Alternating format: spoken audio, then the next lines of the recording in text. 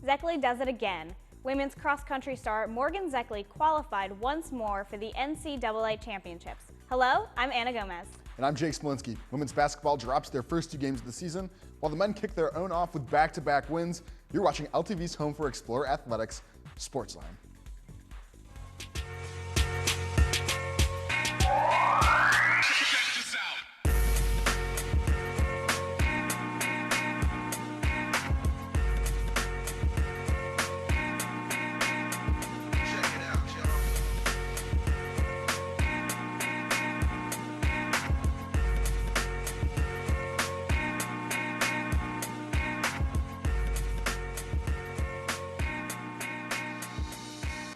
Welcome to SportsLine. Jake Smolinski and Anna Gomez on desk. Great show. We have complete coverage of LaSalle's homecoming, from the walk with the women of LaSalle Athletics to the men's basketball win over Towson.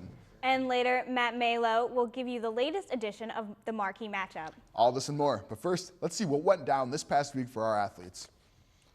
It was a pretty good weekend for the men's cross-country team as they took 8th place out of 25 teams at the NCAA Mid-Atlantic Regional Championship at Princeton. With the men placing in the top 10, they moved up 7 spots in the team rankings. Their huge hand came from 2 blue and gold runners in the top 50, Francis Ferruzzi and Brendan Robertson. The junior Ferruzzi finished first for the Explorers and took 44th place in the 10K course with a time of 31 minutes and 50.5 seconds. Ferruzzi has improved tremendously from last year, moving up 45 spots from his tough 89th place finish last season. Not far behind, senior Brendan Robertson came in with a 48th place with a time of 32 minutes and 1.6 seconds.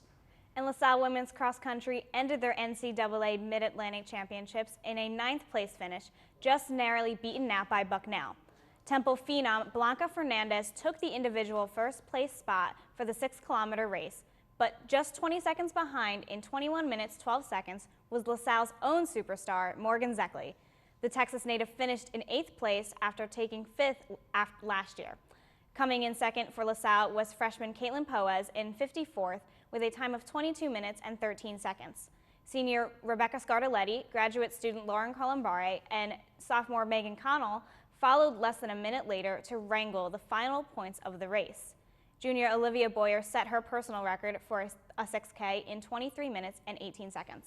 And despite great outings from 2 individual explorers, the women's swing and dive team failed to pick up a win versus George Mason, losing 149-94 on November 13th. Senior Kelly Quinn swept at the diving events, taking both the 3-meter and 1-meter dives, with fellow explorer Sydney Zubbo placing 2nd and 3rd respectively. In the lanes, up-and-comer Emma Smith started the meet well with a win in the 1,000-yard freestyle. The sophomore clocked in with a time of 10 minutes and 22.88 seconds, about 14 seconds ahead of the second finisher. Smith would then grab first in the 500-yard freestyle with a time of 5 minutes and 3.41 seconds.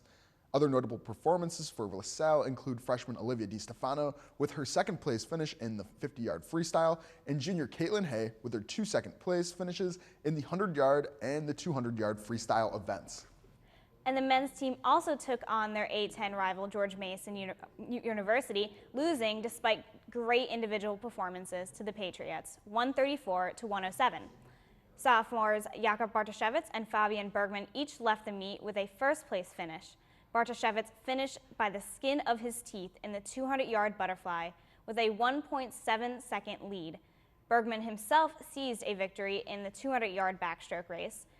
And in the diving portion of the meet, the Explorers swept both events thanks to CJ Gimple and Dylan Urasitz with a first-place score of 3:15.60 in the 1-meter event. Gimple qualified for the NCAA Zone A diving championships. Urasitz topped the field in the 3-meter diving event with a score of 299.85.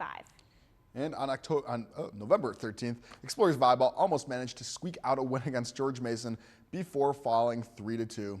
LaSalle had started quickly, taking sets 1 and 2, and in the first, Brianna Davis led the offense with 7 kills to help pick up the 25-21 win.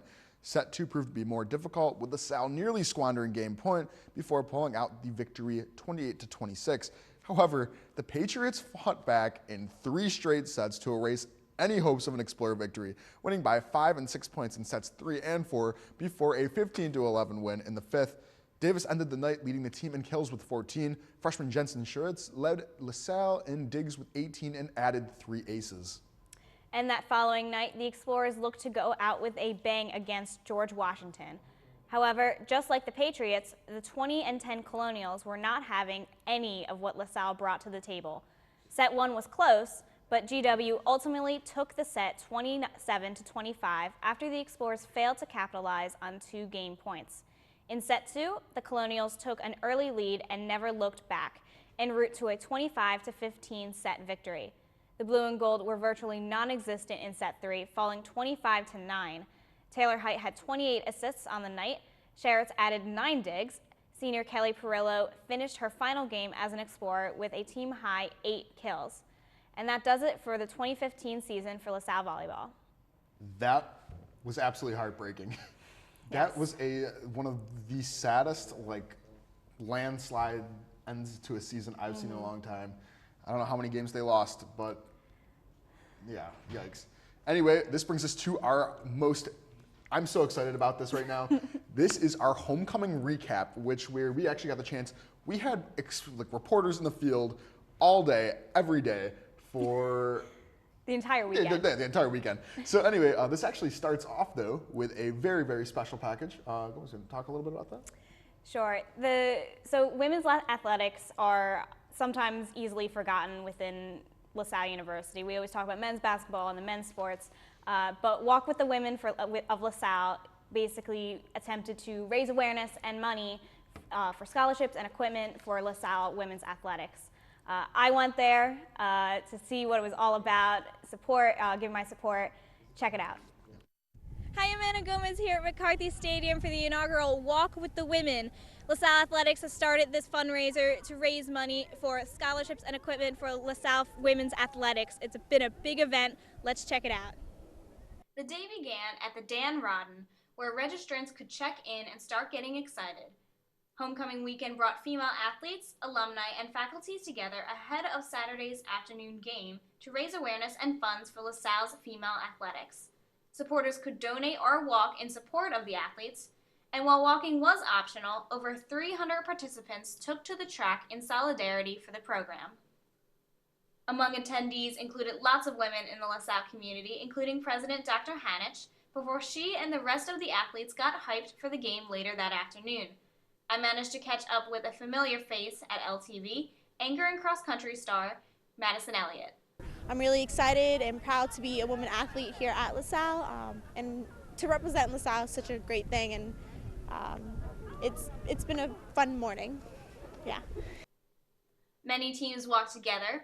Women's basketball were especially excited, and it was clear the teams were there to support each other. It's great that we could come together, all the athletics teams, and support women's athletics and raise some money for a good cause. Well, it's been a brisk Saturday morning here on homecoming weekend for LaSalle's Walk with the Women. We had hundreds of students, athletes, faculty, alumni come and turn out. We've raised over $35,000 for LaSalle women's athletics. That's huge. Special thanks to everyone who came out and supported women's athletics. For SportsLine, I'm Amanda Gomez. All right, so thank you so much for going out and covering that. That's honestly, it looked like it was a really incredible experience to get out there, especially with all the women of LaSalle. Some really great athletes, seriously. But later in that day, though, we got the chance. We set up 2 cameras. We were on the sidelines. It got real. Men's basketball versus Towson on homecoming Saturday. One of the best games I've gotten to see in my entire LaSalle career. Please, let's throw to the highlight reel right now. Take it. All right, so the Gola was packed, sold out crowd. This was going to be one of the biggest events of our entire year. It is, unless, we go to the NCAA championships. Anyway, that right there, Cleon comes out strong. First play of the entire thing. He is back. Cleon is in. I am excited. And then basically the rest of this game, this first quarter was beautiful. You get to see the chances that Yevgen is taking. He is a physical player that honestly I did not expect. Same with Johnny Schuler. That guy has been absolutely insane from the field. Just too much to handle. But this is one of my favorite plays right here. You got Yevgen, looks for the lane, cuts it up. Slow motion, I indulged myself. Oh, look at that. The Ukrainian dynamo. That's all I'm going to say. So then here we go over to Jordan Price. Just pushes straight through that lane. We're going to watch this one in slow motion too because why not? Anyway, this has been like this first quarter was definitely one of our strongest. Coming off of that really rough like Philly U, when you could not tell that we were even in that sort of mindset. I believe that in the first quarter, I think we were shooting over 40% from the field, which is very, very solid. And right here to close out the half, Jordan Price throws up the jumper, knocks over the defender, no foul called. It was like, I don't know how he's that physical. So let me go into the second half. Right off the bat, I was expecting that we were going to be slowing down a little bit in the second half. However, Jordan Price immediately comes out. Here's my Coach G reaction to the game. Of course, this is after they're scoring ridiculously. He's just trying to calm things down. Once again, Jordan Price finds a lane. He has just been a very, very smart basketball player. And this right here, this is basically just a demonstration of how solid our defense is actually, or our offense is actually looking. Looking at this quick pass offense, this is giving the opportunity to confuse the defenses, letting Johnny Schuler just drop back and go for that. Here's Amar Stukes' only play that he actually made. Finally, here we go. Oh, another, again, the reverse. This guy, he was throwing it up the entire game. Absolutely beautiful. And here we go. This is the final play of the game. Johnny Schuler eyes it up, cuts with the reverse backhand. It was beautiful. Gomez, how did this play make you feel? That's heart racing right there. I mean, just look at this. Oh, beautiful, stunning. Absolutely. So right there, Johnny Schuler, this is basically for the win. We needed this play, this block. In the press conference, Schuler was just like, I saw the look in his eyes, blocks that pass, takes it all the way back home, nails the free throws, seals us the deal, packed house. Homecoming was insane. Brendan, how did you feel about this game? I loved it, every minute of it. I was in the stands, man. It was pretty crazy. It was a great atmosphere there. All the fans were going nuts, you know. There was like a fraction of a second towards the end where I was like, oh, this is typically maybe possibly where we would maybe possibly lose. And Schuler at the end just cutting it up. They honestly, they've blown me away with that was awesome. Their play. And anyway, this also takes it to my next segment that we're going to be going into. This is something I like to call Collision Cam with Jake Smolinski. So can we please get a roll on that tape? Well, you know what? If they're not, I got the chance to be there. Oh, here it comes. Here it comes. So anyway, here I am just on the sidelines just shooting when all of a sudden, get smacked in the camera by just a layup. Let's watch this again. Amar Stukes, what are you doing? 3 men on you, straight to the camera. But wait a second. It looks like that defender is smiling. I don't like the looks of that. That looked like that was planned. That looked like they were out to get me. That was by design, Jake. That was always by design. So here we go. Another play. Collision. What is this? Rugby? Are they going for a scrum? Is that Frankie Andriola out there? Once again, right there, Johnny Schuler throws the knee straight into. And now we have Jordan Price laying on the ground. Is this by design? I don't know what's going on. All I know is that Jordan Price spent most of the second half laying on the floor. And like right here goes, and the dramatic, but then still dishes the pass off to Rohan. However, then he goes into this whole cramp business. I honestly have no idea what the heck I got nothing. It was a crazy game, Jake. That was my collision cam. That was wild. I loved it. I hope we get to see more of the collision cam throughout the season. I will try to keep that in mind. Please, please, please. Yeah. So anyway, in conclusion, Homecoming was a really incredible game to just kind of establish where our basketball team's going to be at for the season. Absolutely, and they carried that momentum over just right into the next game. They beat Ryder 73-60. Let's take a look at the game real quick. It was kind of slow at first. They were down 9-10 until Yevgen, again, with a layup in the 13th minute. Look at that. Just, is it going to go in? I don't really know. Did it anyway. Fantastic. It was back and forth for a while until right here you see Schuler with a jumper to push it to 14-12 again. And then from there it kind of started steamrolling. We got Price here with a nice, he had a steal earlier before that, and then he had another jumper. And then we have, but that Schuler right there, that was the three-pointer in the 6th minute. The first half. That pushed us to 25-21, and from there, steamrolling. That was the game changer right there, Jake. The rest of the game from there, the offense was firing on all cylinders. We had Price with 3-pointers. Cleon Roberts had a layup right at the end of the half, just before the buzzer went off. And then we go into the second half, and it's just a lot of movement right around there. Did not lose a beat at all, the offense for LaSalle. They were just firing, once again, all cylinders. We had Rebounds, I thought would be a problem for this game because we don't have any big men anymore. And we did pretty well. Rebound-wise, we actually had, 11 steals, and we had about, we had, oh God, sorry.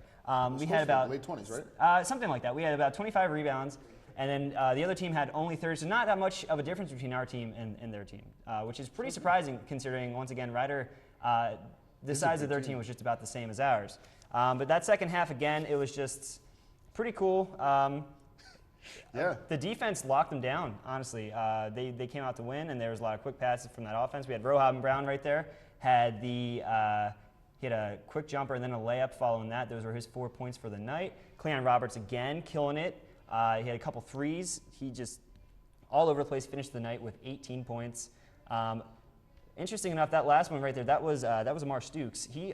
That was the last point of the game scored by LaSalle, and he just wasn't really showing up that night. I don't know what was going on. Yeah. He didn't really produce in the first game either. I don't know what was going on with Amar Stukes there, but I'm waiting to see him really flesh out his season in the next try to games. find like some sort of maturity in him. Absolutely. But honestly, though, seeing the maturity from Jordan Price, Cleon, and especially Schuler, these guys are really acting like some disciplined basketball players.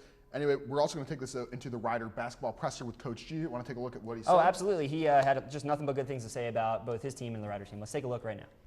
I'm absolutely thrilled. Ryder won 21 games last year with 5 of their top 6 back.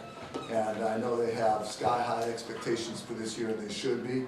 I just like that our guys are listening and playing together and fighting to win. But here's the thing about small teams. Look at St. Joe's undefeated team, one of the worst rebounding teams in the country. Look at our Sweet 16 team, not a good rebounder. When you're smaller, you do worse on rebounding. Your shooting percentage goes up, you make more threes, you force more turnovers, you pass the ball better, you have less turnovers yourself. Almost every statistic, you get fouled more because of driving to the basket. Almost every statistic goes up when you get smaller, except for rebounding. I think we're going to keep getting better. But the reason we're okay now is our core group. Those 5 experienced guys are just carrying us. Yeah, honestly, that was a great way, just great words from Coach G to just kind of wrap everything up with that. I'm really excited to see what happens with the rest of the game. He was laughing, he was cheerful. We didn't really have that last season towards the end, but good things to come out of this season, I think. Absolutely. Yeah. All right. Well, the LaSalle women's basketball team lost their first game of the season on November 13th to the Fairfield Stags by a score of 62-59, despite a strong second half. The leading scorer for the Explorers in the game, Micaiah Owens, hit a pair of free throws with 45 seconds remaining to cut LaSalle's deficit to 2. Unfortunately, LaSalle turned the ball over and gave the Stags a trip to the line to make the score 62-59. With 4 seconds left in the game, the Explorers called a timeout and set up a play for sophomore Amy Griffin. Griffin shot a contested 3, but it fell short with 0.1 seconds remaining in regulation. And in their home season opener, LaSalle women's basketball took on Temple in a fitful hometown struggle. LaSalle started off really, really strong with Amy Griffin and Jasmine Austin. This is Austin right here. She's scoring the first 4 points of the game.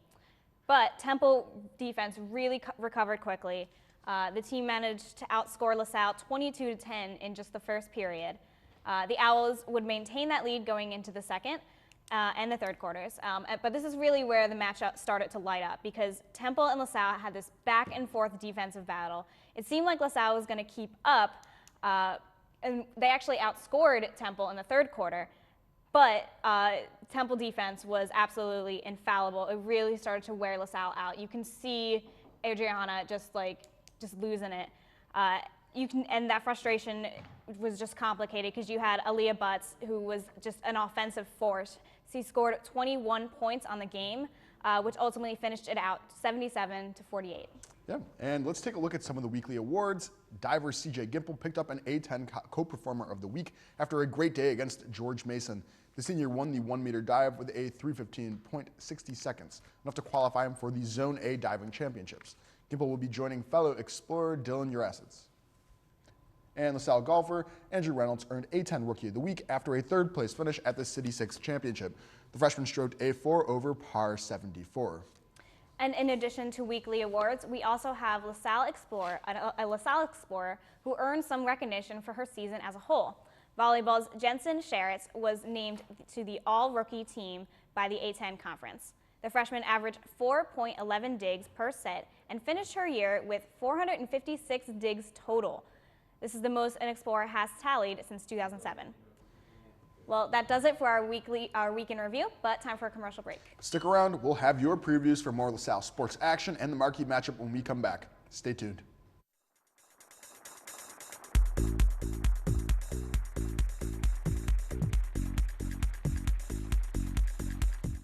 Today, Eric Almirola behind the wheel in that 43 car. We all have a role to play here at Richard Petty Motorsports.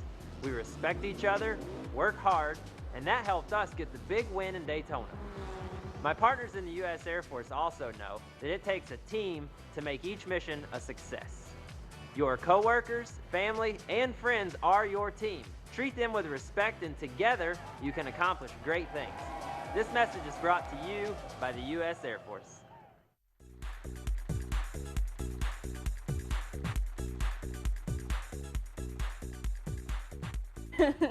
Welcome back to SportsLine. Let's see what's ahead for your LaSalle Explorers.